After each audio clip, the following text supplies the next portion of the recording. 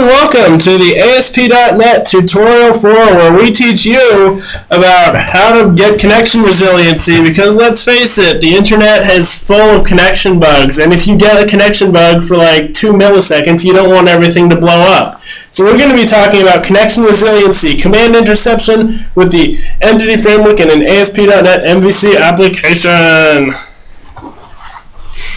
So one of the many problems that could happen if you're hosting your website somewhere else is one of them is throttling, which means there's too many users or more frequent access than is allowed by your provider.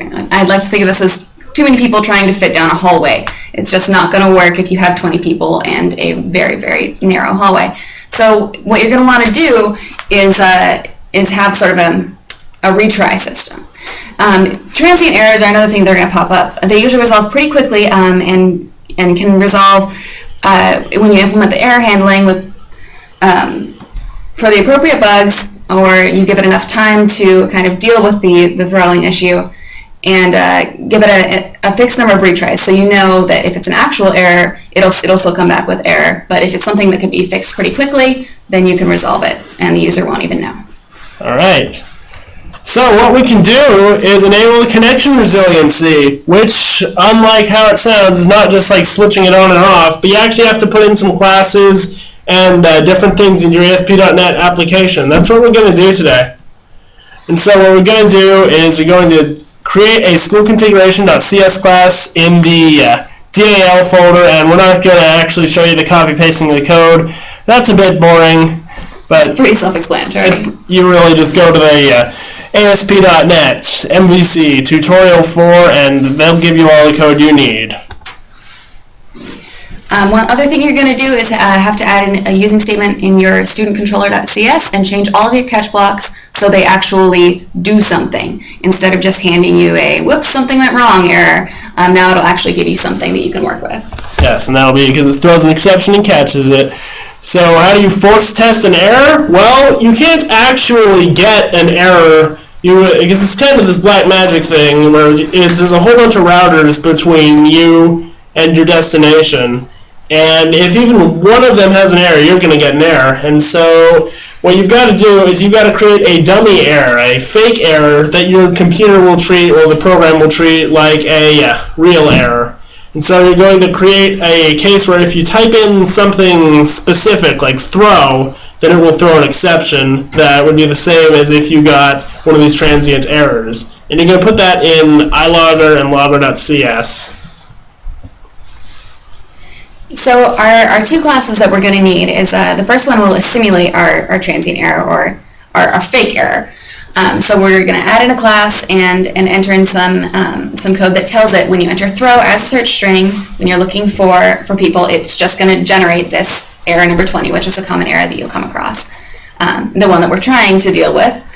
And then the other class you're going to create is the one for logging this error and all the problems that come along with it.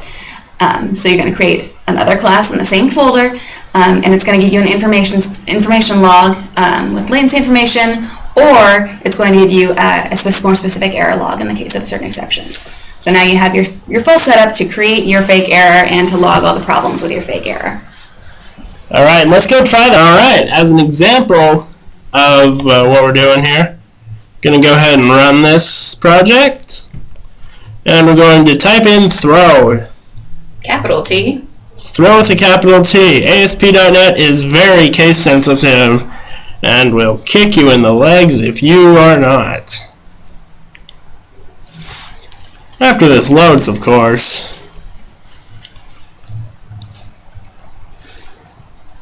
Which it will, it promises.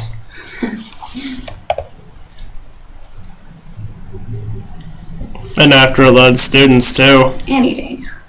Certainly will any day.